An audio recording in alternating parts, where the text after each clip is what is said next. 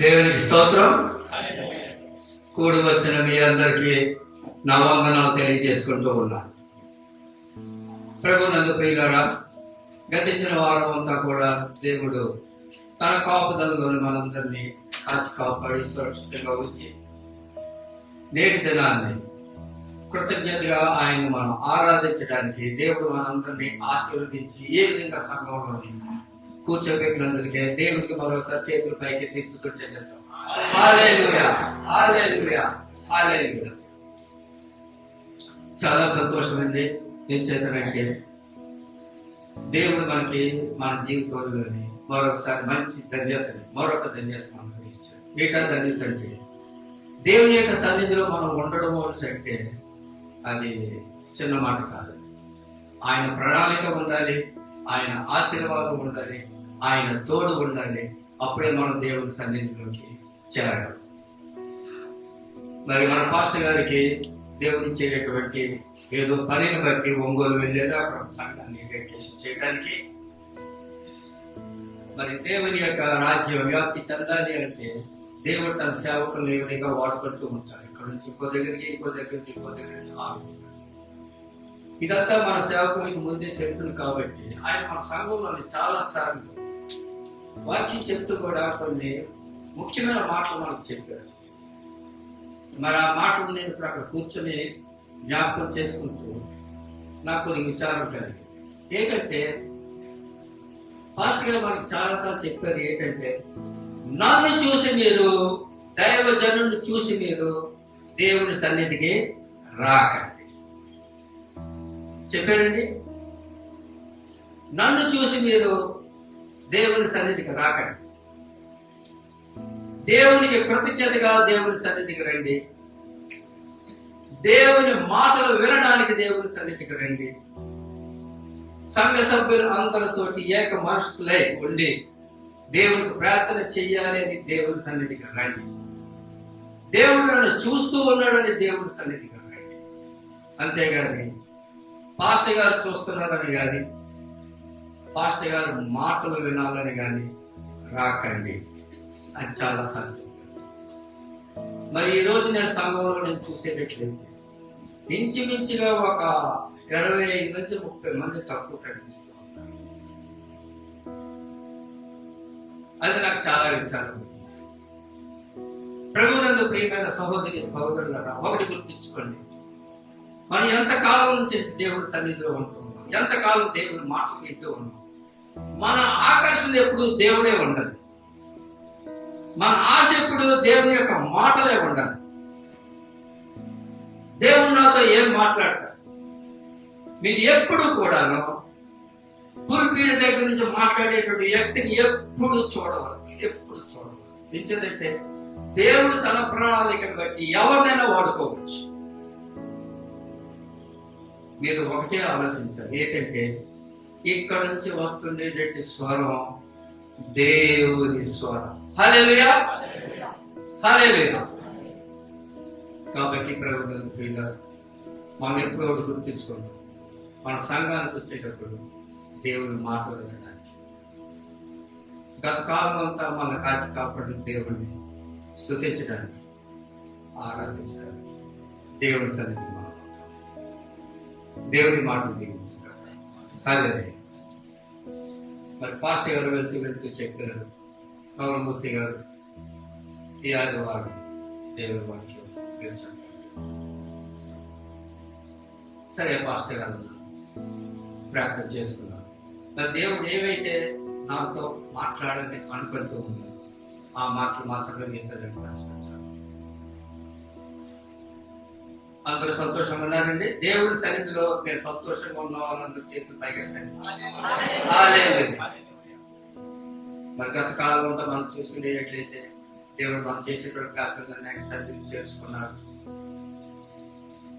మన ప్రార్థనలో ఏమేమైతే అడిగి ఉన్నామో అవన్నీ దేవుడు మనకు అనుగ్రహించి ఉన్నారు. వాటిలో మనం చూసుకునేటట్టు మన కళ్ళ దగ్గర కనిపిస్తూ ఉన్నాయి. లేదో బాబు వివాహం, అదేవిధంగా రాను బాబు వివాహం, మరి అదేవిధంగా క్షేమకరణ ప్రయాణం నాయుడు గారి అల్లుడి గారికి కుమార్తెకు, ఇలా మన దేవుని తర్వాత మన ప్రభు కుమార్ గారి క్షేమం, ఇలా మనం ఏవైతే దేవుడిని అడుగుతూ ఉన్నామో దేవుడు అనుగ్రహిస్తూ ఉన్నాడు. అలాగే అనుగ్రహిస్తుంటే దేవుడు ఈ రోజు మాతో కొన్ని మాటలు మాట్లాడుతూ ఉన్నాడు.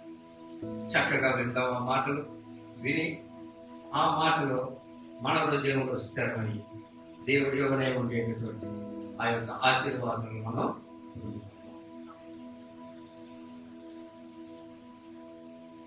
ముందుగా దేవుడు నాకు ఇచ్చేటువంటి గొప్ప అవకాశాలను బట్టి దేవుడికి మరోసారి స్తుతులు చెల్లించుకుంటూ ఉన్నాను. మరి దేవుడి మాట ఇక్కడ మనం చూడండి. యోహాను సువార్త 15వ అధ్యాయం 4వ వచనంలోని మొదటి మాట నేను చదువుతూ ఉన్నాను. చూడండి. నా యందు నిలిచి ఉండేది. హల్లెలూయా. ఇది అందరూ నాతో ఒకసారి చెప్పండి. నా యందు నిలిచి ఉండేది. మరొకసారి నా యందు నిలిచి ఉండేది. ఇంకొకసారి చెప్పండి. నా యందు నిలిచి ఉండేది. ఈ మాట ఎవరు చెప్తున్నారండి? ఎవరితో చెప్తున్నారండి? ఎవరితో? యేసు ఏం చెప్తున్నాడంటే, ఏం చెప్పాడండి? నా యందు నిలిచి. ఈ లోకంలో మనం చూసేటట్లయితే చాలా మంది మనం చూస్తూ ఉంటాము. ఒక ధనవంతుడు గాని, ఒక బలవంతుడు గాని, ఒక రాజకీయ నాయకుడు గాని, వాళ్ళ వెనకాల ఎప్పుడు కొంతమంది జనం ఉంటారు. ఎందుకు ఉంటారు తెలిసిందే ఆ జనం. ఆ జనాలకి ఆ వ్యక్తులు ఒక అభయం ఇస్తారు. ఏంటంటే, నువ్వు నాతో ఉండు, నీకే ప్రాబ్లం లేదు. నువ్వు నాతో ఉండు, నీకే సమస్య లేదు. నువ్వు నాతో ఉండు, నువ్వేమంటే చెయ్యు, నీ వెనకాల నేను. కానీ ఇక్కడ మనం బాగా గుర్తించుకోవాల్సింది ఏంటంటే, ఆ అభయం ఇచ్చిన వాళ్ళు అందరూ ఎవరంటే మనుషులు. మనుషుల యొక్క స్థితిగతులు ఎప్పుడు కూడా శాశ్వతం కాదు, అశాశ్వతం. మరి ఇక్కడ మనకి ఈ మాట నా యందు నిలిచి ఉండి అని చెబుతుండేటటువంటి వ్యక్తి ఎవరండి? ప్రభు అయిన యేసు, సర్వాధికారి, సర్వ సృష్టికర్త. ఆ ప్రభు అయిన యేసు మనకు చెప్తున్నాడు ఏంటంటే, నా యందు. ఈ రోజు దేవుడు మనతో మాట్లాడుతున్న మాట ఏంటంటే, ఆయన అంటూ ఉన్నాడు, నా యందు మీరు నిలిచి ఉండండి, నేను మీకు 4 ఆశీర్వాదాలు ఇస్తాను. ఏంటండి? 4 ఆశీర్వాదాలు. మీరు నా యందు నిలిచి ఉండండి, నేను మీకు 4 ఆశీర్వాదాలు ఇస్తాను. మరి చూద్దాం, దేవుడి యందు నిలిచి ఉండేటట్లయితే ఏంటా 4 ఆశీర్వాదాలు? ఆ ఆశీర్వాదాలు మరి మనం పొందుకోవడానికి ఆశగా ఎదురుతాం. ఇదే యోహాను సువార్త 15వ అధ్యాయం 4వ వచనం పూర్తిగా మనం చదివేటట్లయితే, నా యందు నిలిచి ఉండడి, మీ యందులో నేను నిలిచి ఉంటాను. హల్లెలూయా, హల్లెలూయా. ఎంత ప్రేమగా పిలిపింది, ఎంత ధైర్యమైన మాట అండి ఇది, ఎంత అభయమైన మాట అండి ఇది. సర్వశక్తి గల దేవుడు, సర్వోన్నతుడైన దేవుడు, సర్వాధికారి అయిన దేవుడు చెప్తున్నాడు ఏంటంటే, నా యందు మీరు నిలిచి ఉండడి, మీ యందులో నేను నిలిచి. ఏమిటి? లోకంలోని ఒక ధనవంతుడు, ఒక రాజకీయ నాయకుడే మన వెనకాలలో ఉంటానంటే మనం ఎంతో గెంతులేస్తూ ముందుకి ధైర్యంగా అడుగులేస్తాం. అలాంటిది సర్వాధికారి అయిన దేవుడు చెప్తున్నాడు ఏంటంటే, నా యందు మీరు నిలిచి ఉండేది, మీ యందులో నేను నిలిచి. ఎంత గొప్ప మాట అండి. దేవుడు మీలో నిలిచి ఉండాలని మీరు అనుకుంటూ ఉన్నారా? ఇది అనుకుంటూ ఉన్న వాళ్ళ చేతులు పైకెత్తండి. హల్లెలూయా. దేవుడు మీ హృదయ వాంఛను తీర్చును గాక. సర్వాధికారి అయిన దేవుడు, సర్వ ఉత్తముడు, సర్వాధికారి దేవుడు మనకు చెప్తున్నాడు ఏంటంటే, నా యందు మీరు నిలిచి ఉండేది, మీ యందును నేను నిలిచి ఉన్నాను. ఇది దేవుని యందు మనం నిలిచి ఉండేటట్లయితే మొట్టమొదటిగా ఇచ్చేటటువంటి ఆశీర్వాదం ఏంటంటే, నేను మీ యందు నిలిచి ఉన్నాను. ఆయనే మనలో నిలిచి ఉండేటట్లయితే ఇంకా మనకి ఎవరైనా శత్రువు ఉంటారండి? ఒకవేళ ఏ శత్రువు ఉన్నా సరే ఆ శత్రువు మనల్ని ఏమైనా చేయగలరా? చేయలేరు. ఎంచేత మన తరపున ఎవరున్నారంటే దేవుడు. నేను మీ యందు ఉండు. ఆయన ఇచ్చేటటువంటి మొట్టమొదటి ఆశీర్వాదం, మీ యందు నేను నిలిచి. ఎంత ప్రేమ గల పిలుపో ఒకసారి ఆలోచించండి. మన వెనకాల దేవుడే ఉండేటట్లయితే మనం ఈ లోకంలోని పొందలేనిది ఏముంటుంది? ఏమీ ఉండదు. కాబట్టి మనం కానీ ఇక్కడ ఒక కండిషన్ మాత్రం దేవుడు పెట్టాడు. ఏంటది? నా యందు మీరు నిలిచి ఉండండి, అప్పుడే నేను మీ యందు నిలిచి ఉంటాను. ఇది మొదటి ఆశీర్వాదం. రెండవ ఆశీర్వాదం చూద్దామండి. యోహాను సువార్త 15వ అధ్యాయం 7వ వచనం. యోహాను సువార్త 15వ అధ్యాయం 7వ వచనం. నా యందు మీరును మీ యందు నా మాటలను నిలిచి ఉండి ఎడల మీకు ఏది ఇష్టమో అడుగుడి, అది మీకు అనుగ్రహింపబడును. హల్లెలూయా. దేవుని ఇస్తున్నటువంటి రెండవ ఆశీర్వాదం, ఆయనలో కానీ మనం నిలిచి ఉండేటట్లయితే ఆయన ఏంటంటున్నాడంటే మీకు ఏది ఇష్టమో అది అడుగుడి. మరి మన సంఘానికి వస్తూ ఉన్నాం మనసంటే ఆ వాంటింగ్ లిస్ట్ ఎంత ఉంటుందండి? ఇన్ని అవసరాల లిస్ట్ మన దగ్గర ఉంటుంది. ప్రభువా అది నాకు అనుగ్రహించు, ప్రభువా ఇది నాకు అనుగ్రహించు, ప్రభువా ఈ భాగంలో నుంచి నన్ను తప్పించు, ఈ స్వాతంలో నుంచి నన్ను తప్పించు, ప్రభువా నా బిడ్డలకి మంచి జ్ఞానాన్ని, ప్రభువా నా బిడ్డలకి మంచి చదువుని, నా బిడ్డలని అభివృద్ధి పరచు, మాకు క్షేమాన్ని అనుగ్రహించు. 1, 2 కాదు, చాలా పెద్ద లిస్ట్ ఉంటుంది. కానీ దేవుడు ఇక్కడ చెప్తూ ఉన్నాడు ఏంటంటే మీరు నా యందు నా మాటలు మీ యందు నిలిచిన, మీకు ఏది ఇష్టమో అది అడిగినంటే మనం అడిగింది కూడాను ఆయనకి అనుకూలమైంది ఉండాలి. మనం అడిగింది ఆయన ఇష్టమైంది ఉండాలి, ఆయనకి అనుకూలమైంది కూడా అయి ఉండాలి. సొలొమోను రాజును కూడా దేవుడు అడిగాడు ఆయన దగ్గర, నీకేం కావాలి? ఆయన కావాలి, నీకేం కావాలి? దేవుడు చాలా ఇవ్వాలని వచ్చాడు. కానీ అక్కడ ఏంటంటే అన్నాడు, నీ జనాంగమైన ఈ ప్రజలని న్యాయంగా నేను పరిపాలించడానికి తగు జ్ఞానమును నాకు ఇవ్వు అని అడిగాడు. అదే విధంగా మనం కూడా దేవుడు ఏదైనా మనం అడగాలి అంటే అది ఏమేమి ఉండాలంటే న్యాయపరమైనదిగా ఉంది. అయితే దేవుడు చెప్తూ ఉన్నాడు, నువ్వేదైతే అడుగు నీకు నేను ఇస్తాను, నీకు ఏది ఇష్టమో అది అడుగు నేను ఇస్తాను.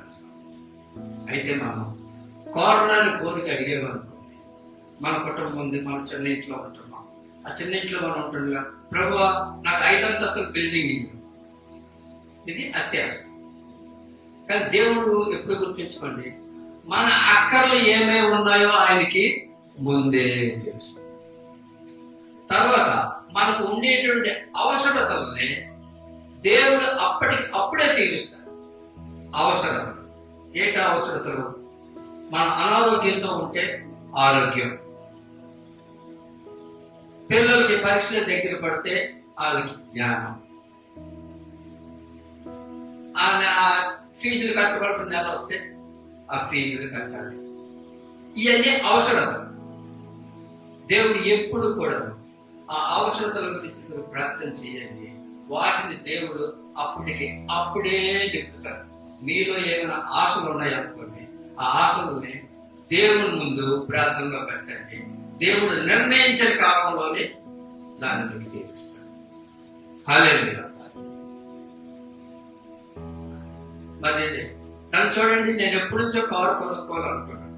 ఎన్ని సంవత్సరాలు నేను బయట పనిచేసానండి. ఎప్పుడైనా కారు కొనగలిగినా? లేదు. కారు మీద తిరగలిగాను? లేదు. దుబాయ్లో పనిచేసినంత కాలం ఏది చేయగలను. మరి నా ముందు ఈ బేబీ తల్లి వేరు ఎన్ని సంవత్సరాల నుంచి కారులో వస్తుందండి. దేవుని ఆశీర్వాదం. తను నేను ఉదాహరణగా తీసుకున్నాను. కానీ ఎంతో మంది నా ముందున్నారు. నా స్నేహితుడు సన్యాసిరావు ఉన్నాడు, ఎక్కడ శ్రీహరిపురంలో చనిపోయాడు. వాడు తమ్ముడు కిల్లి కొట్టు. ఏం కొట్టింది? కిల్లి కొట్టు. ఆయన పేరు రాము. నేను సెలవుల్లో ఇక్కడికి వచ్చినప్పుడు ఎవరిదో ఒక ఫ్రెండ్ మోటార్ సైకిల్ తీసుకొని తిరిగి ఇవ్వడాలి. అది కూడా నాది కాదు. వాడు కిల్లి కొట్టు బుల్లెట్ మోటార్ సైకిల్ మీద తిరుగుతున్నాడు. హల్లెలూయా. అయితే నేను ఆనాడు సంతోషంగా ఉన్నాను, ఈనాడు సంతోషంగా ఉన్నాను. దేవుడి యొక్క ప్రణాళికను బట్టి నా హృదయంలో ఉండిన ఆశని 3 సంవత్సరాల క్రితం దేవుడు తీర్చాడు. హల్లెలూయా.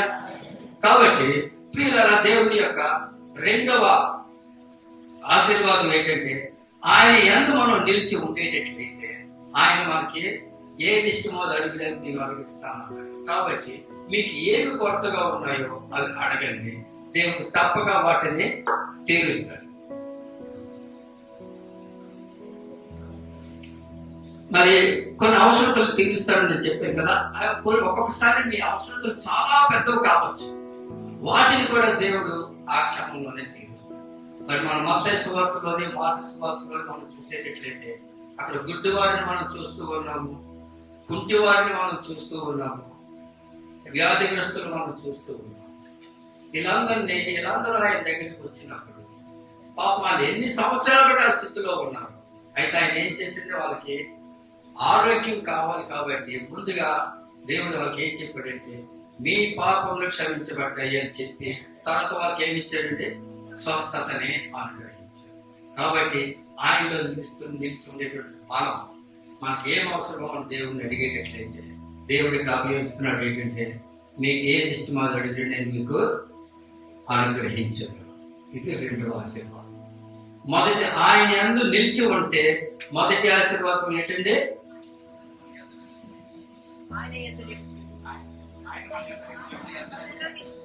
మీరు నా యందు నిలిచి ఉంటే నేను మీ యందు నిలిచి ఉంటాను. ఇది మొదటి. రెండవ మాట ఏంటంటే మీకు ఏది ఇష్టమో మీరు నా యందు నిలిచి ఉండేటట్టు, నా మాటలు మీ యందు నిలిచి ఉండేటట్లయితే మీకు ఏది ఇష్టమో అది అడుగు. కానీ ఇక్కడ కండిషన్ కూడా చూశారు కదా, నా మాటలు మీ యందు నిలిచి ఉండే కదా. దేవుని మాటలు మనలో నిలిచి ఉండడం అంటే ఏంటండి, ఆయన యొక్క మాటలు ఏ విధంగా మనం వింటూ ఉన్నాము ఆ వినే ప్రకారంగా మనం ప్రవర్తించాలి. ఆ విధంగా మనం చేసినట్టే రెండో ఆశీర్వాదం మనం పొందగలుగుతాం. ఇప్పుడు మూడవ ఆశీర్వాదం చూద్దాం. యోహాను సువార్త 15వ అధ్యాయం 5వ వచనం. ద్రాక్షవల్లిని నేను, తీగలు మీరు. ఎవడు నా యందు నిలిచి ఉండునో, నేను ఎవరి యందు నిలిచి ఉండునో వాడు బహుగా ఫలించును. హల్లెలూయా. ఎంతగా ఫలిస్తారంటే బహుగా ఫలిస్తారు. ఎప్పుడు? ఎవరైతే ఆయన యందు నిలిచి ఉంటారో ఆయన బహుగా ఫలిస్తారు. బహుగా ఫలించమంటే ఏంటండి, మీకు కావలసినంత మీరు తీసుకోగా మీరు మళ్ళీ ఇంకొకరికి సహాయం చేసే రీతిగా, మీకు ఉండేటువంటి అప్పులన్నీ తీరిపోయి ఇంకొకరికి మీరు అప్పు ఇచ్చే రీతిగా, నీ గిన్నె నిండి పొర్లి ఇంకొకరి గిన్నెలో పడే రీతిగా బావుగా దీవిస్తారని చెప్తున్నారు.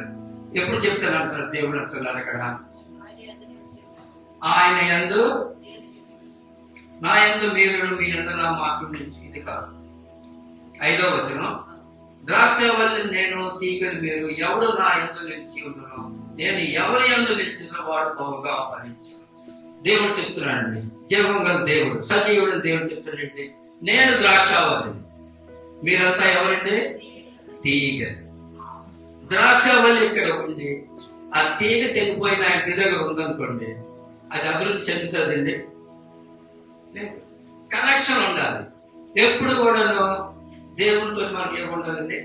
కనెక్షన్ ఉండాలి. ఆ కనెక్షన్ ఉండేటప్పుడే ఆయన చెప్తున్నారంటే నేను ద్రాక్షవల్లి, నాలో ఉన్న తీగలు అన్ని కూడాను బహుగా ఫలిస్తాయి.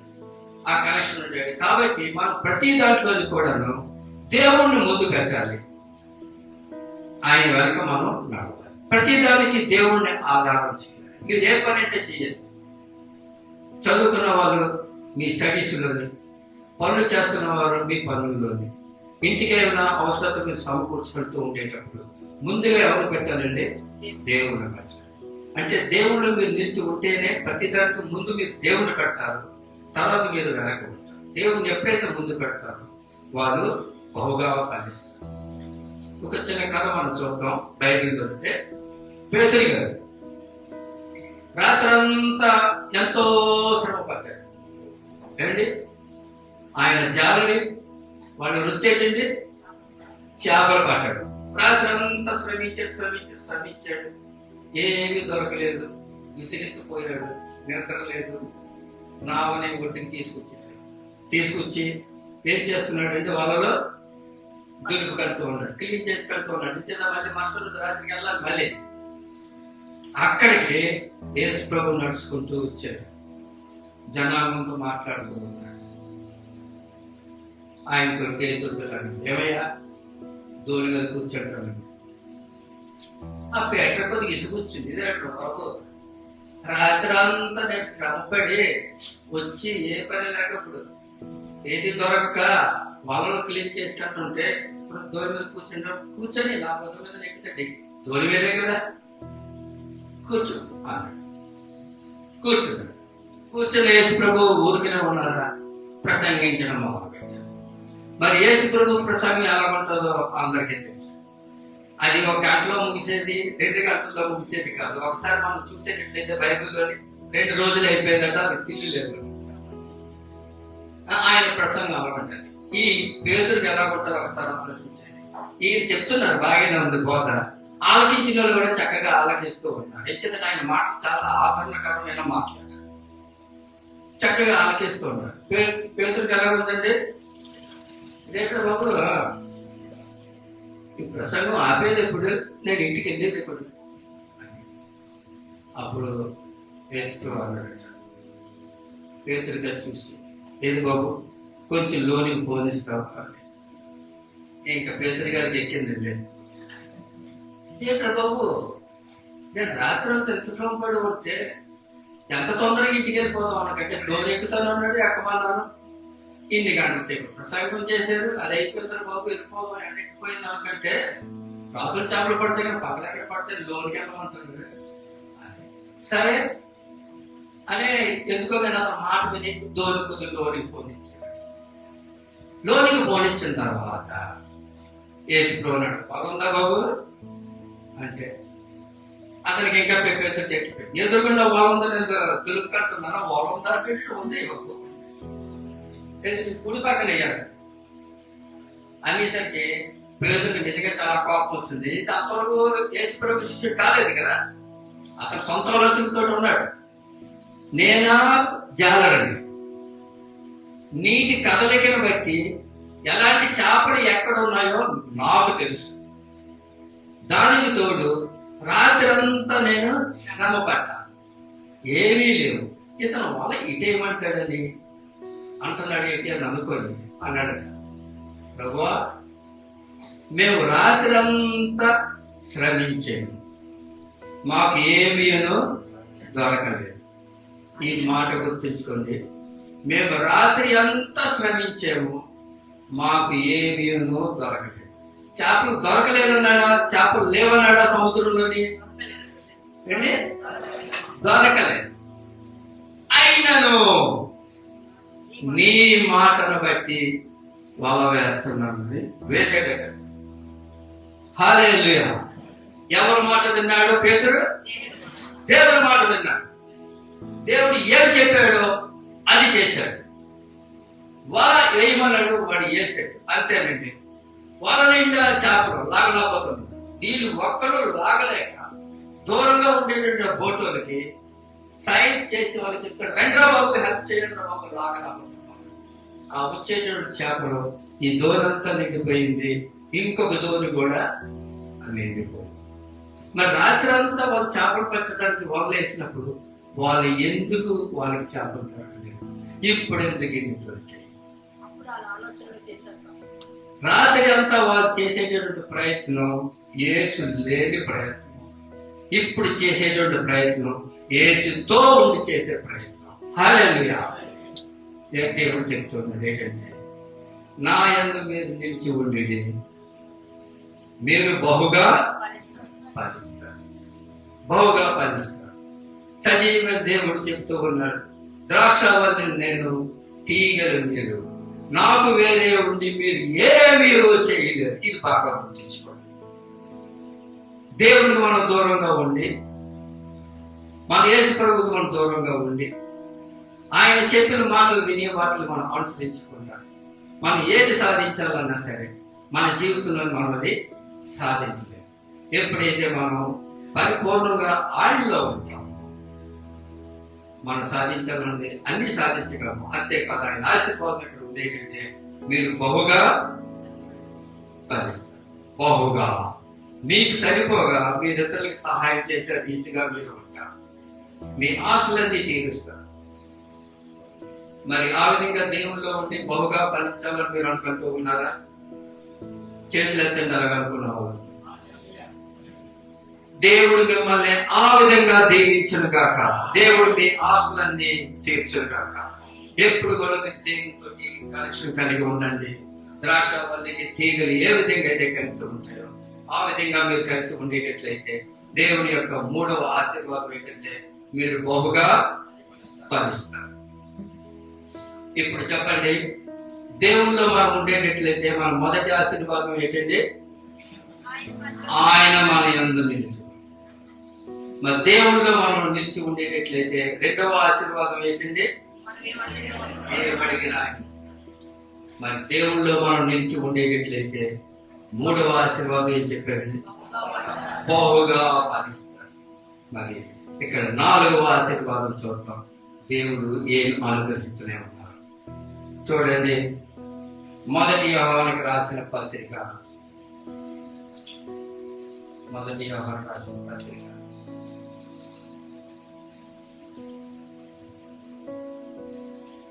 2వ అధ్యాయం 28వ వచనం. కాబట్టి చిన్నపిల్లలారా ఆయన ప్రత్యక్షమైనప్పుడు ఆయన రాకడ యందు మనము ఆయన ఎదుట సిగ్గుపడక ధైర్యము కలిగి ఉండినట్లు మీరు ఆయన యందు నిలిచి ఉండుడి. హల్లెలూయా. ప్రభువులందు ప్రియులారా, మీ అందరికీ తెలుసు, ప్రభువైన యేసుక్రీస్తు లోకానికి వచ్చాడు, మన పాపాలన్నీ క్షమించాడు, మన పాపల నిమిత్తం ఆయన శిలువ మరణం పొందారు, ఆయన తిరిగి సమాధి చేయబడ్డాడు, తిరిగి లేచారు, లేచి పరలోకానికి ఆరోహణం అయ్యాడు. అయ్యి ఎప్పుడు ఏం చెప్పాడు? నేను మళ్ళీ తిరిగి వచ్చాను. వచ్చి ఏం చేస్తాడట? మిమ్మల్ని తీసుకువెళ్తాను. నేను ముందుగా వెళ్తున్నాను, మీ గురించి స్థలాలను సిద్ధపరుస్తాను. నేను వచ్చి నాతో కూడా మిమ్మల్ని తీసుకువెళ్తాను. మరి ఆ సమయంలోనే మనం ఆయన ముందు ఎలా నిలబడాలంటే ధైర్యంగా నిలబడడం. మనలో గిల్టీనెస్ ఉండకూడదు. మనలోనే దేవుని ముందు నేను నిలబడగలనా అని అధైర్యం ఉండకూడదు. ధైర్యంగా ఆయన ముందు ఆ రోజు నిలబడాలంటే, దేవుని రాకడలోని మనం ఎత్తబడటానికి ఆయన ముందు ధైర్యంగా మనం నిలబడాలంటే ఈ రోజు మనం ఆయన యందు నిలిచి ఉండాలి. మరి ఎంతమంది అంత ధైర్యంగా ఈ రోజు చెప్పగలరు చెప్పండి? ఈ రోజు కానీ దేవుడు ఇచ్చేటట్లయితే నేను ఎత్తబడటానికి సిద్ధంగా ఉన్నాను అని ఒకళ్ళు ఎత్తేరండి చెప్పి అది లేదు. ఆ ధైర్యం ఉండాలి. ఆ ధైర్యం మీకు ఎప్పుడు వస్తుంది?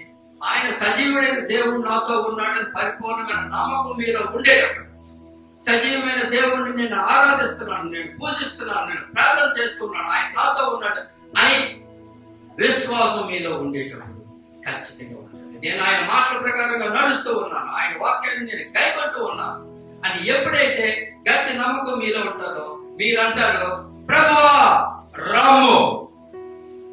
No late. దేవుడు రాకడ ఆలస్యానికి కారణం ఏంటంటే నువ్వు నేను నశించుకున్న ఆయనకి ఏమాత్రం కూడా ఇష్టం లేదు.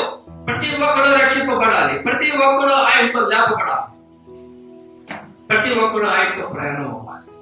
అటువంటి ఆలోచనతో దేవుడు ఉన్నాడు కాబట్టి ఆయన అంటూ ఉన్నాడు ఏంటంటే, కాబట్టి చిన్నపిల్లలారా ఆయన ప్రత్యక్షమగినప్పుడు ఆయన రాకడి యందు మనము ఆయన ఎదుట సిగ్గుపడక ధైర్యం కలిగి ఉండినట్లు మీరు ఆయన యందు నిలిచి ఉంటుంది. ఇదిగో నేను త్వరగా వచ్చుచున్నాను. హల్లెలూయా. చూడండి ఎంత ప్రేమగా మాట్లాడి దేవుడు మనల్ని ఎంత ప్రేమిస్తే ఎంత అభయం ఇచ్చిన మాటలు చెప్తాడంటే దేవుడు ముందుగా మనం హెచ్చరిస్తూ ఉన్నాడు. ఎందుకు దేవుడు మనల్ని ఎంతగా ముందుగా హెచ్చరిస్తూ ఉన్నాడంటే రేపు పొద్దున్న ఆయన రాకడలోని మనం ఎత్తబడకపోతే ఆయన్ని నిందించవలసిన పని లేదు. అందుకే ఆయన ముందుగా చెప్తున్నాడు, బీ ప్రిపేర్డ్.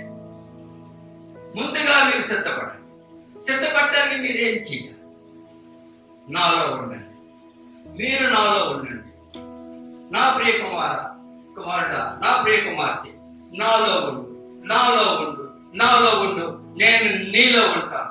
నేను నీలో ఉండేటట్లయితే నీకు అసాధ్యమైంది ఏది ఉండదు. నీకు పూర్తి మనశ్శాంతి ఉంటాను. నువ్వు పరిశుద్ధమే ఉంటావు, నాలో ఉంటావు, నా మాటల ప్రకారంగా నువ్వు నడుస్తావు. ఈ విధంగా నువ్వు ఉండేటట్లయితే రేపొద్దు నేను నిన్ను తీసుకొని వెళ్ళడానికి వచ్చేటప్పుడు నువ్వు ధైర్యంగా నా ముందు ఉంటావు. నేను ఎంతో సంతోషంగా నిన్ను తీసుకుంటాను. కాబట్టి ప్రభువునందు ప్రియులారా, ప్రతి వారు దేవుడు మనతో మాట్లాడుతున్న మాటలతో ఏంటంటే మన దేవుడు హెచ్చరిస్తూ ఉన్నాడు. శ్రద్ధపడి ఉండండి, శ్రద్ధపడి ఉండండి, శ్రద్ధపడి ఉండండి. ఇదిగో నేను మరలా వచ్చుచున్నాను, త్వరగా వచ్చుచున్నాను. హల్లెలూయా.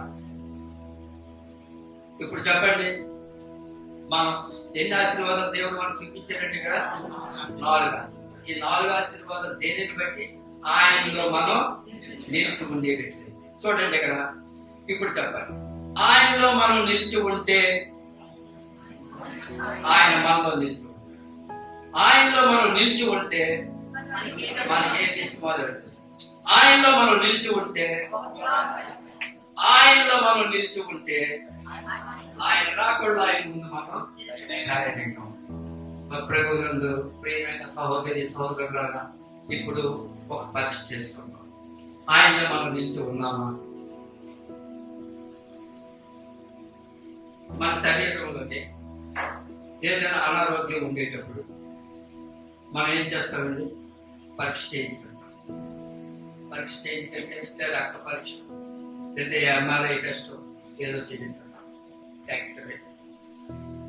ఆ టెస్ట్ రిజల్ట్స్ వస్తుంది. ఆ రిజల్ట్స్ వచ్చినప్పుడు మన శరీరంలో ఏ లోపం ఉందో మనకు తెలుసు. దాన్ని సరి చేసుకోవడానికి అప్పుడు మనం ప్రయత్నం చేస్తాం. ఇది శరీరానికి సంబంధించి. మన ఆత్మకి సంబంధించిన టెస్ట్ కూడా మనం చేసుకోవాలి. ఆ టెస్ట్ అనేది మనం చేసుకుంటే మనం దేవుని ఎంత నిలిచి ఉన్నామా లేదా అన్నది తెలుస్తుంది. అయితే దేవుళ్ళని మనం నిలిచి ఉండేటట్లయితే ఎటువంటి ఆశీర్వాదాలు మనం పొందుకుంటామో అవి మనం 4 చూసాం. అదేవిధంగా దేవుళ్ళలో మనం నిలిచి ఉన్నామా లేదా అన్నది కూడా ఓ 4 టెస్టులు మనం చూద్దాం. ఆ టెస్టులు ఏమిటో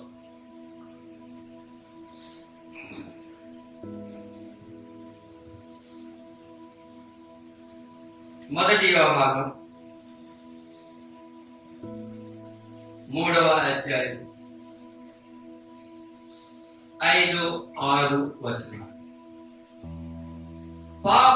పాపములను తీసివేయుటకే ఆయన ప్రత్యక్షమాయనని మీకు తెలియదు.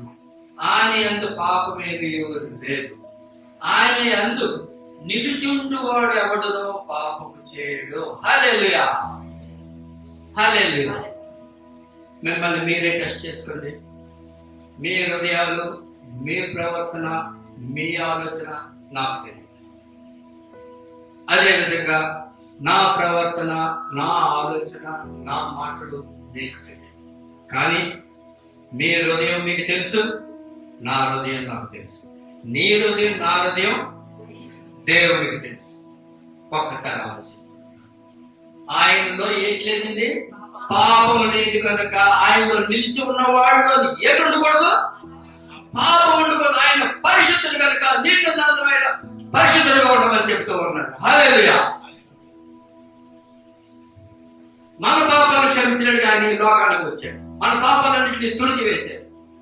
ఆ తర్వాత మన పాపం చేయకుండా, ఒకవేళ పొరపాటు ఏమైనా పాపాలు జరిగేటట్లయితే ఎప్పటికప్పుడు ప్రార్థన చేసి మనల్ని మనం దేవునికి అప్పచెప్పుకుని ఆ పాపాలకు క్షమాపణ పొందుతూ ఎప్పటికప్పుడు మనల్ని మనం పరిశుద్ధపరచుకుంటూ ఉండాలి. ఎందుకంటే ఆయన పరిశుద్ధుడు కనుక మనమును పరిశుద్ధమై ఉండాలి.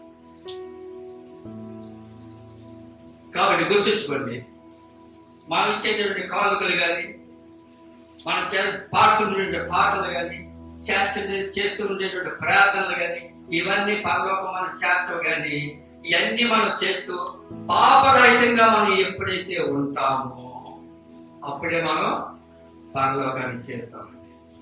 కాబట్టి ప్రభువునందు ప్రియమైన సహోదరి సహోదరులారా గుర్తించుకోండి, క్రమంగా మేము చర్చికి వెళ్తూ ఉన్నాం, క్రమంగా మేము బైబిల్ చదువుతూ ఉన్నాం, క్రమంగా మేము దేవుని ఆరాధిస్తూ ఉన్నాం, ఎక్కడా క్రమం తప్పటం లేదు, మేము పరలోకానికి వెళ్ళిపోతాం అని అనుకున్న ప్రతి ఒక్కరు మీ విశ్వాసం మంచిదే, కానీ మీలో ఏదైనా పాపం ఉందా అది ఒకసారి ఆలోచించండి. దేవుడు ఎప్పుడు కూడా దేవునికి దూరంగా ఉన్న వారి నుండి దేవుడు కొంచెం ఆశిస్తాడు, దేవునికి దగ్గరగా ఉన్న వారి నుంచి దేవుడు ఎక్కువ ఆశిస్తాడు. గుర్తుంచుకోండి. ఎప్పుడు సులువుగా ఒక ఎగ్జాంపుల్ చెప్తాను చూడండి. సిలువు మీద యేసు ప్రభుతో సహా సిలువు వేయబడేటటువంటి ఒక దొంగ అప్పటికప్పుడు పొందిన మారు మనసుతో ఎక్కడికి వెళ్ళిపోయాడండి? క్షణంలో అదే రోజు వెళ్ళిపోయాడు. మోషే ఎంత కష్టపడ్డాడండి?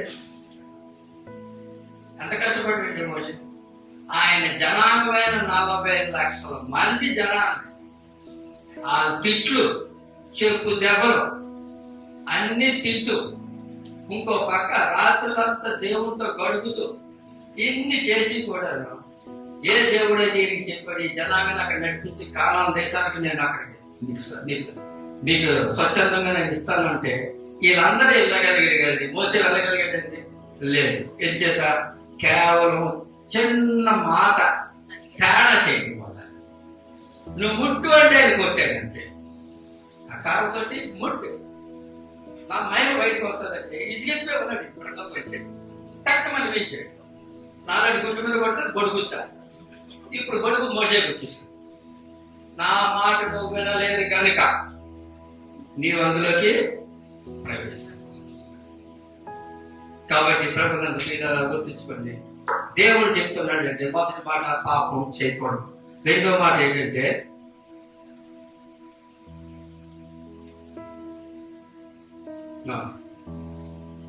ఆయనలో ఏ పాపం లేదు కాబట్టి మనం కూడా చిన్న పాపం కూడా మనం చేయకూడదు. దేవుళ్ళు మనం ఉన్నాం కాబట్టి. ఇదే మనం దేవుళ్ళు లేవనుకోండి, అప్పుడే దేవుళ్ళకి వస్తున్నాడు అనుకోండి, వాడికి ఎంతో క్షమాపణ ఉంది. కానీ దేవుళ్ళలో మనం ఉన్నాము, ప్రతి వారు దేవుని వాక్యం మనం వింటూ ఉన్నాము, దేవుడు మనం చెప్తూ ఉన్నాడు, మన పరిశుద్ధులుగా ఉండాలంటే ఏం చేయాలని, ఏ విధంగా నడవాలని దేవుడు మాట్లాడుతూ ఉన్నాడు. వీటన్నిటిని బట్టి మనం క్రమంగా ఉండేటట్లయితే మనలో పాపం ఉంది. కాబట్టి దేవుళ్ళు నిలిచి ఉన్నవాడు ఏం చేయండి? పాపం చేయండి. కాబట్టి మనలో పాపం ఉండకూడదు. ఆయన పరిశుద్ధుడు కాబట్టి మనం పరిశుద్ధులుగా ఉండాలి. సో మొదటి టెస్ట్ ఏంటంటే మిమ్మల్ని మీరు పరిశీలించుకోండి, పరీక్షించుకోండి, ఏ రకమైన పాపమైనా మీతో ఉందా. ఉంటే మన సమాధానకర్త అయిన ప్రభు ఉన్నాడు. ప్రార్థన చేసి ఆయన ముందు ఒప్పుకోండి, ఆయన మిమ్మల్ని ముట్టి పరిశుద్ధులుగా చేస్తాడు. రెండవ మాట చూడండి. మొదటి యోహాను 4వ అధ్యాయం 7 నుంచి 13వ వచనాలు నేను చదువుతున్నాను. ప్రియులారా, మనము ఒకరినొకడు ప్రేమించము, ఏలయనగా ప్రేమ దేవుని మూలంగా కలుగుతున్నది. ప్రేమించు ప్రతివాడును దేవుని మూలంగా పుట్టిన వాడే దేవుని ఎదుగు. దేవుడు ప్రేమా స్వరూపి. దేవుడు ఎవరండి? ప్రేమా స్వరూపి. కాబట్టి మనలో ఏముండాలండి? మనం ఏం కలిగి ఉండాలండి? ప్రేమ కలిగి ఉండాలి. దేవుడు ప్రేమా స్వరూపి కాబట్టి మనం ప్రేమ కలిగి ఉండాలి. అయితే మనం ప్రేమ కలిగి ఉన్నామో లేదో మనకు ఎలా తెలుస్తుంది? ఫర్దర్ ముందుకు చదువుతున్నాను. ప్రేమ లేని వాడు దేవుణ్ణి ఎరుగాడు. కానీ మనకు దేవుడు తెలుసు కదా. ప్రేమ లేనివాడు దేవుడు అంటే తెలియదు. కానీ మనకు దేవుడు తెలుసు కదా. అంటే మనలో ఏముంది? ప్రేమ ఉంది. ఇంకా ముందుకు వెళ్తున్నాం. మనము ఆయన ద్వారా జీవించినట్లు దేవుడు తన అద్వితీయ కుమారుని లోకంలోనికి పంపాను. దీని వల్ల దేవుడు మన యందు ఉంచిన ప్రేమ ప్రత్యక్షపరిచింది. మనము దేవుని ప్రేమించమని కాదు, తానే మనల్ని ప్రేమించి మన పాపములకు ప్రాయచిత్తమై ఉండుటకు తన కుమారుని పంపాను. ఇదిగో ఇందులో ప్రేమ ఉన్నది. ప్రియులారా, దేవుడు మనలను ఇలాగ ప్రేమింపగా మనం ఒకరినొకరు ప్రేమింపబద్ధులమై ఉన్నాము. హల్లెలూయా. ప్రభువుల ప్రియులారా, మరి వాక్యంలో చాలా స్పష్టంగా ఉంది. దేవుడు మనల్ని ప్రేమించాడు కాబట్టి పాపానికి బానిసలే నరకానికి వెళ్ళడానికి సిద్ధంగా ఉన్న మనల్ని రక్షించడానికి, మన పాపాల నుంచి మనల్ని క్షమాపణ ఇవ్వడానికి దేవుడు తన కుమారుణ్ణే భూలోకానికి పంపించాడు. ఆ కుమారుడు కూడా మనల్ని ఎంతో ప్రేమించి తను తానుగా త్యాగం చేశాడు. ఈ విధంగా ఉండే పాపాలని క్షమించేటువంటి దేవుడు ఆయన ప్రేమ స్వరూపి కనుక ఆయనలో ఉండేటువంటి మనలో ఏముండాలండి? ప్రేమ కలిగి మనం ఉండాలి. మనలో ప్రేమ ఉందని మనం ఎలా తెలుసుకుంటామంటే తోటి వారిని ప్రేమించేటటువంటి గుణం మనకు, తోటి వారిని ప్రేమించేటటువంటి గుణం. ఎందుకంటే ప్రేమ ఎప్పుడు కూడాను మన క్రియల్లో చూపించాలి. నిన్ను ప్రేమిస్తున్నాను అంటే మనం క్రియతో చూపించాలి. క్రియ లేని ప్రేమ మృతంతో సమానం దేవుని యొక్క వాక్యం చెప్తూ. కాబట్టి మన సంఘంలో ఈ విధంగా ఉంటూ ఉన్నాం, అందరూ కలుసుకొని ఈ విధంగా ఉంటున్నాం, ఒకరినొకరు ప్రేమించుకున్నాం, ఒకరినొకరు ఆరాధించుకున్నాం.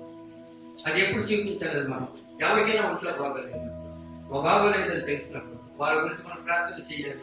మన సమయం చూసుకున్న వాళ్ళ దగ్గరికి వెళ్ళి విజిట్ చేయాలి, వాళ్ళని పలకరించాలి, ఆదరణకరమైన మాటలు వాళ్ళకి మనం చెబుతూ ఉండాలి. వీటన్నిటిని బట్టి మన ప్రేమను వ్యక్తపరుచుకుంటూ ఉంటాం. ఆ విధంగా ఎప్పుడైతే మనం చేస్తూ ఉంటాం, మనలో ప్రేమ ఉన్నట్టుగా, మనలో ఎలా ప్రేమ ఉండేటట్లయితే మనం దేవుని యొక్క టెస్ట్లోని నిలబడి.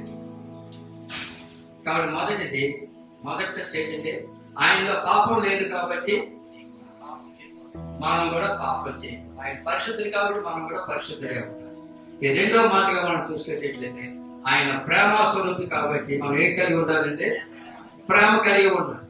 ఒకసారి ఒక కుటుంబంలోనే భార్య, భర్త, పిల్లలు ఉన్నారు. ఆ భార్య లీడింగ్ ఆ ఇంట్లో మంచి ఆవిడే దేవుడి సన్నిధికి వెళ్తుంది, వస్తూ ఉంది. భర్తకి దేవుడే ఇష్టం ఉంది ఆయన సన్నిధికి వెళ్తాం. మరి భర్త వెళ్ళడం లేదు కాబట్టి పిల్లలు అంటారు, నా నెలపోతే నేను ఎందుకు వెళ్తాను వాడే. అయితే ఈ భార్య పిల్లలు తండ్రిని ఎప్పుడు కూడా కసులాడుతూ ఉంది. కానీ ఆమె ప్రేమించే మనిషి, ప్రేమించకపోతే అటు సరిపోయి తను ఎలా చేస్తూ ఉంది. ఒకరోజు అలాగే కసులాడుకుంటూ చర్చికి వెళ్ళిపోతూ భర్తకి చెప్పిందట, ఇదో నేను వస్తున్నాను సంఘానికి, నేను వచ్చేసరికి పూజల కర్ర తీసుకొని ఇది కొద్ది పిలిపి చాలా పూజలు కట్టేసేది. సరే అంటే అని ఇతను ఏం చేశాడట, ఆ పూజల కర్ర తీసుకుని పూజలు తిరుగుతూ ఉన్నాడు. ఈ అమ్మగారి అక్కడికి వెళ్ళారండి చర్చికి వెళ్తే ఆ రోజు ప్రసంగం ఏంటంటే ప్రేమ గురించి. మొదటి కొరింథీయులకు రాసిన పత్రిక 13వ అధ్యాయం. అంత చదువుతూ ఆ ప్రసంగం చేశారట. ఆ ప్రేమ గురించి చెబుతూ ఉంటే ఈ గుండెల్లోనే ఆ దేవుని యొక్క మాటలు నాటుకున్నాయి. ఆహా, ప్రేమ ఎంత పవిత్రమైందా, ప్రేమ ఎన్ని మార్పులు తీసుకొని వస్తుందా, ప్రేమ వల్ల నేను ఇటువంటి ఆశీర్వాదాలు నేను పొందుకుంటానా అని తన హృదయంలో తట్టుకొని తను అక్కడే బాధపడిందట. నిజమే, నా భర్త ఎందు నేను ప్రేమగా లేదు, నా పిల్లల ఎందు నేను ప్రేమగా లేదు, నా ప్రవర్తన ఆ విధంగా ఉంది, నేను ఈ రోజు నుంచి మార్చుకుంటాను అని చర్చ అయిపోయిందో ఇంటికి వచ్చేస్తుందటండి. ఎక్కడేమైందట, ఈయన పూజలు దొరుకుతూ ఉంటే ఆ గోడగరి తగిలి గోడగరి పడిపోయింది. పడిపోయిన గోడగరి బాగుంటుందండి. మళ్ళీ దాని పని అంతే. అయ్యగారికి 102 జ్వరం వచ్చేసిందండి. అది బాబా ఆమె సంఘం నుంచి వచ్చేసరికి నా మంచం మీద ఉంటే, ఏరో బాబు ఇంకా పట్టలాగా పడుతున్నావా, వేరే పనులు లేవా అని తిట్టేది. ఇప్పుడు ఈ వాచి విరిగిపోయింది, ఇప్పుడు ఏ సమాధానం చెప్పుకోవాలి అని జ్వరం పెట్టించుకున్నాడు 102. పాపం వస్తున్న భార్య ఎలాగొస్తుందంటే మారు మనసు పొంది వస్తూ దానంతా కన్నీరే తనకి. దేవుడు మాట్లాడే ప్రేమ వల్ల నువ్వేం మార్చగలవు, ప్రేమ వల్ల నువ్వేం పొందుకోగలవు. దేవుడు మాట్లాడి ఆ మాటలు తగ్గుండేలో హృదయంలో నాటుకున్నాడు. మార్గం అంతా ఎత్తుకుంటూ వచ్చి వస్తూ భార్య కాలు దగ్గర కూర్చొని కాలం చేసింది. వీడు అనుకున్నాడు అయిపోయింది ఆ పని, కాలు పెట్టి ఆపేసుకొని చదవండి 4-9 అనుకుని కొనిపోతాడు. ఆ కాలు మీద చేసేసరికి వేడిగా ఉన్నది. ఇదేంటంటే అంత వేడిగా ఉన్నది, తల మీద చేసింది. ఆయన పెద్ద నా పని అనుకున్నాడు. ఏంటంటే ఇలా ఉడికిపోతున్నారు, చెట్టు సొరంగా నీటిలో కూడా వెంటనే తడిపడి తీసుకొచ్చి తల మీద పెట్టి మంచి కాఫీ చేసి తీసుకొచ్చి ఇది మీరు తాగండి, డాక్టర్ దగ్గర తీసుకెళ్తున్నాడు. ఐసరి ఆశ్చర్యపోయింది. ఒళ్ళంతా ఐస్ అయిపోయింది. అంతవరకు 150 డిగ్రీలో ఉంది, ఐస్ కట్టేసి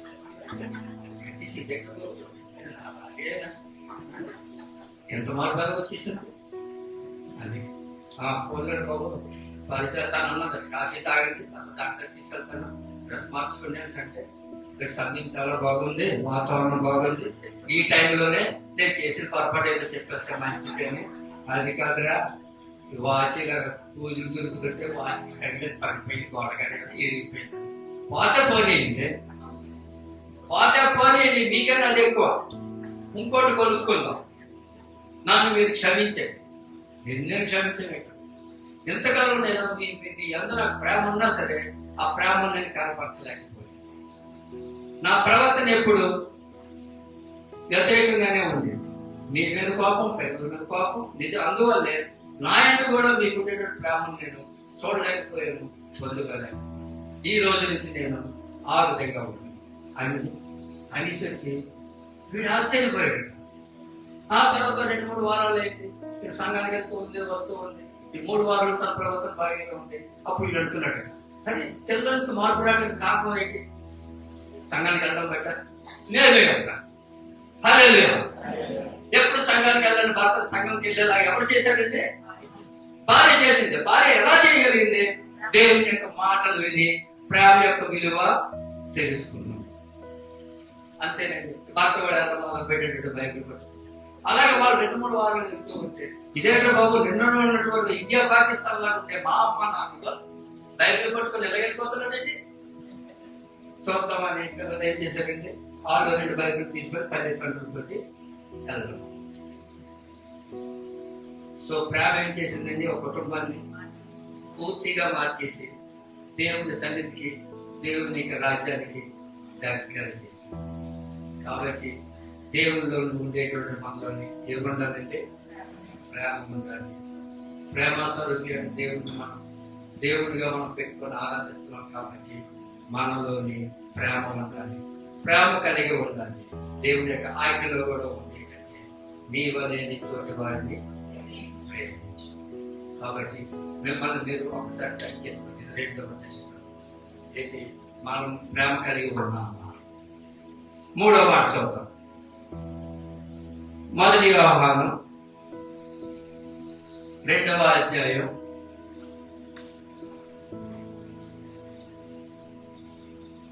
1 యోహాను 2వ అధ్యాయం 6వ వచనం.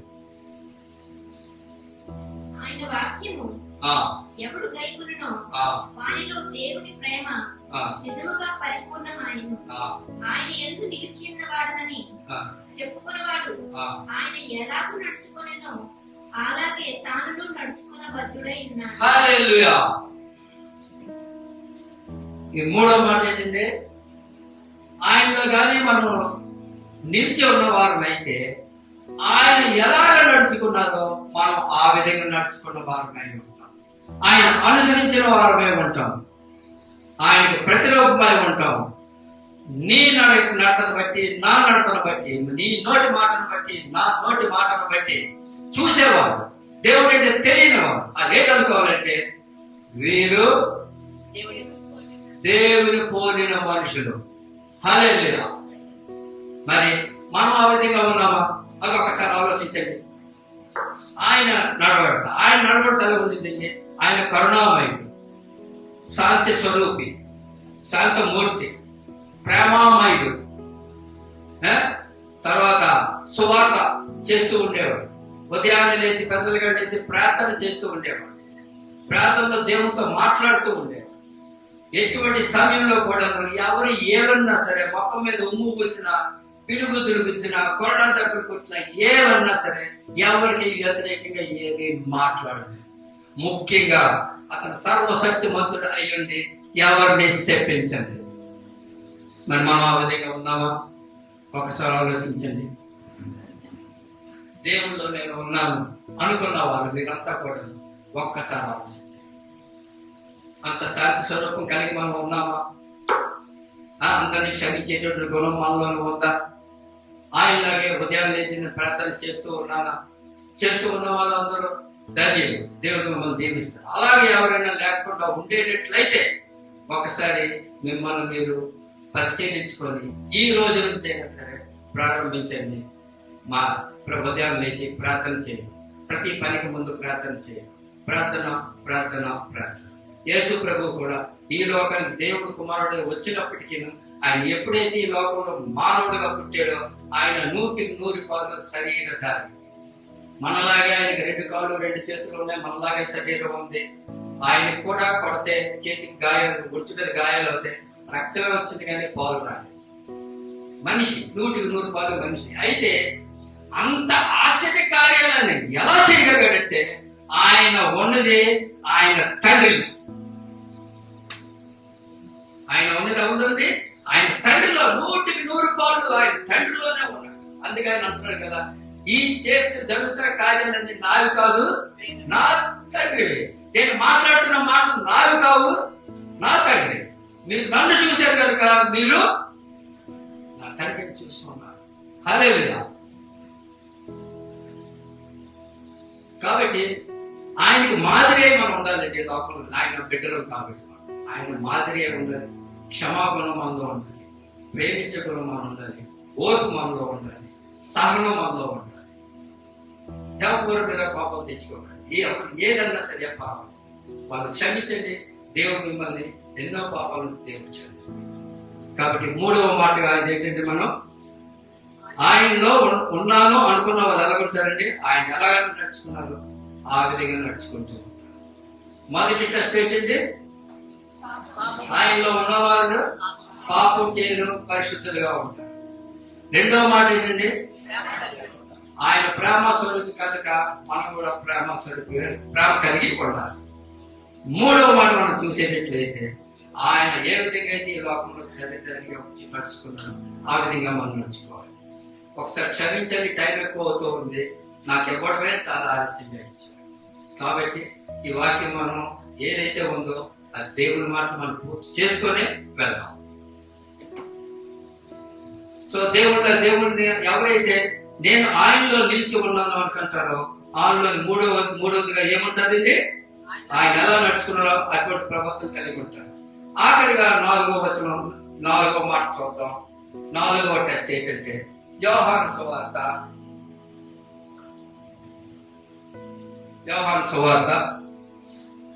6వ అధ్యాయం 53, 56, 53 నుంచి 56.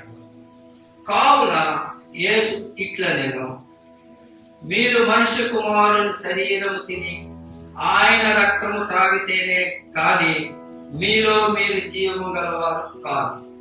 నా శరీరం తిని నా రక్తము త్రాగువాడే నిత్య జీవము గలవాడు. అంత దినమున నేను వారిని లేపు. నా శరీరము నిజమైన ఆహారమును నా రక్తము నిజమైన పానమునై ఉన్నది. నా శరీరము తిని నా రక్తం త్రాగువాడు నా యందును నేను వాని యందును నిలిచి యుందును. హల్లెలూయా. ప్రభువునందు ప్రియులారా, ఇప్పుడు ఇది 4వ టెస్ట్. ఇప్పుడు మీరు చూసుకోండి, మీలో ఎంతమంది ప్రభు రాత్రి భోజనంలో పాలు పంచుకోవటం లేదు? మీలో ఎంతమంది ఇప్పుడు కాదు తర్వాత లేదా వచ్చేవారు లేదా ఆ పై వచ్చేవారు లేదా కొంతకాలం అయిన తర్వాత ప్రభు రాత్రి భోజనంలో పాలు పంచుకుంటానని మీరు టైం పెంచుకుంటూ ఉన్నారు? లేదా మీలో ఎంతమంది బాప్తిజం తీసుకోకుండా ప్రభురాత్రి భోజనం తీసుకుంటూ ఉన్నారు? ఒక్కసారి ఆలోచించండి. ఏం చేద్దంటే దేవుడు ఇక్కడ ఒక నియమం పెట్టాడు. మీరు ఎంత పరిశుద్ధులుగా ఉన్నా, ఎంత పాపరహితులుగా ఉన్నా, ఏదైనా సరే, ఎవరైతే నా శరీరంలోని నా రక్తంలోని పాలు పంచుకొనరో వారికి నిత్య జీవము లేదు. ఎవరైతే దీంట్లో పాలు పంపులు పంచుకుంటారో వారు నా యందును నేను వారి యందును నిలిచి ఉన్నాను, వారికి నిత్య జీవము. ఒకసారి ఆలోచించండి. ప్రభునందు ప్రియులారా, దేవుడు మనతోటి చక్కగా ఏదో మాట్లాడారు. మంచి మాటలు, ప్రేమ గల పిలుపులు మనకి ఇచ్చేది ఏంటంటే, మీరు నా యందు నిలిచి ఉండండి, మీరు నా యందు నిలిచి ఉండండి, మీరు నా యందు నిలిచి ఉండండి. ఎంత విలువైన మాట అండి, ఎంత ప్రేమ గల మాట అండి, ఎంత ఆదరణకరమైన మాట అండి. మరి మన విధంగా దేవుల్లో ఉన్నామా? మనం పరీక్షించుకోవడానికి దేవుడు చెప్తూ ఉన్నాడు, మీరు నా యందు నిలిచి ఉండండి, నేను మీ యందు నిలిచి ఉంటాను. మీరు నా యందు నిలిచి ఉండండి. మీరు చెప్పండి, నేను మాటలు చెప్పండి, ఆశీర్వాదం 4 చెప్పండి. మీరు నా యందు నిలిచి ఉండండి, మీరు నా యందు నిలిచి ఉండండి, మీరు నా యందు నిలిచి ఉండండి, మీరు నా యందు నిలిచి ఉండండి. నా రాకడలో మీరు ధైర్యంగా నా ముందు నిలబడేలాగా చేస్తాను. అయితే దేవుని యందు మనం నిలిచి ఉన్నామా లేదా అనుకోవడానికి దేవుడు ఇచ్చేటువంటి 4 టెస్టులు ఏంటంటే, మొట్టమొదటిగా నా యందు మీరు నిలిచి ఉంటే మీరు పాపం చేయరు. నా యందు మీరు నిలిచి ఉంటే మీరు ప్రేమ కలిగి ఉంటారు. నా యందు మీరు నిలిచి ఉంటే ఏంటంటే, నా యందు మీరు నిలిచి ఉండేటట్లయితే నా శరీరంలోని నా రక్తంలోని పాలు పాలిస్తలేదు. అందరూ నిలబడండి.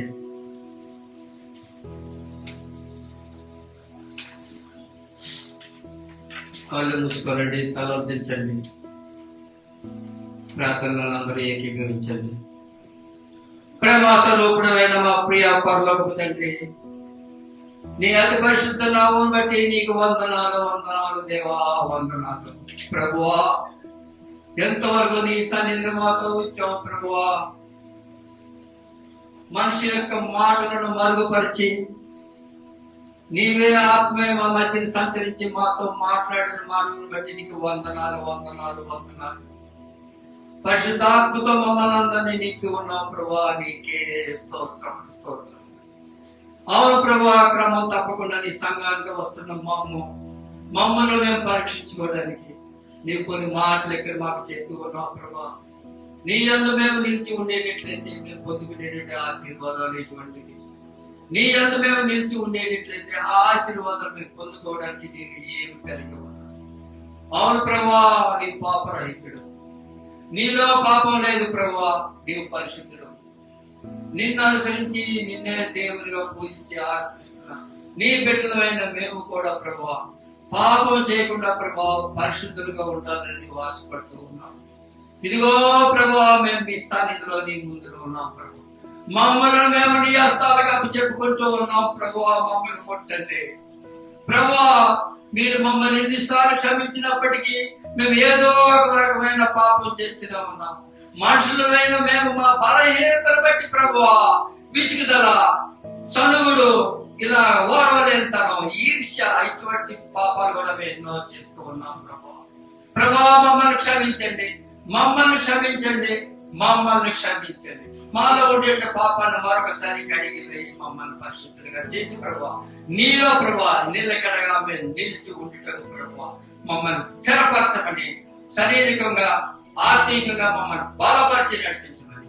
ఎంతవరకు మీరు మాతో మాట్లాడే మాటలు ప్రభా మా హృదయాల్లో స్థిరమై ఉండి ప్రభువా మమ్మల్ని ఆ ప్రకారంగా నడిచేటటువంటి ధన్యతను మాకు అనుగ్రహించమని ప్రార్థించి ప్రభా. సంఘానికి వచ్చిన ప్రతి ఒక్కరిని మీరు దీవించి ఉన్నారు. ప్రతి ఒక్కరిని పేరు పేరున మీ హస్తాలుగా చెప్పుకుంటూ ఉన్నాం ప్రభా. వాళ్ళందరినీ దీవించండి.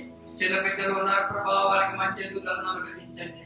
ఎలిమెంటరీ స్కూల్, హై స్కూల్, కాలేజీలో చదువుతున్న స్టూడెంట్స్ ఉన్నారు ప్రభా, వాళ్ళందరికీ తగిన జ్ఞానం ఇచ్చి ప్రభా వాళ్ళు చక్కగా చదివి వారి పరీక్షలో మంచి మార్కులతో ఉత్తీర్ణులవడానికి వారిని దీవించండి ప్రభా.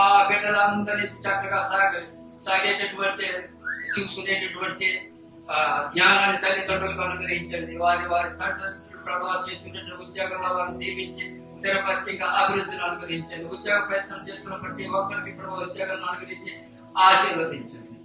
మరి ముఖ్యంగా ప్రభు ఇప్పుడు నీ సంఘంలో నుంచి గృహానికి వెళ్తూ ఉండగా ప్రతి ఒక్కరితో మీ తోడును ఉంచండి. ప్రభావ మేము చేసిన ఆరాధన అంతటిని బట్టి ప్రభావ నీ నామాన్ని మహిమపరచుకొని మమ్మల్ని అందరినీ దీవించమని నీ ప్రియ కుమారుడైన యేసు నామాన్ని బట్టి మిక్కిలి వినయంతో ప్రార్థించి వేడుకొనుచున్నాం తండ్రి. ఆమేన్. ఆమేన్. ఆమేన్. యేసు రక్తమే జయం, శిలువ రక్తమే జయం, ప్రభు యేసు నామానికి జయం కలుగును గాక. ఆమేన్. ఆమేన్. ఆమేన్. దేవుడు మీ అందరినీ దీవించును గాక. మీ అందరికీ నా వందనాలు.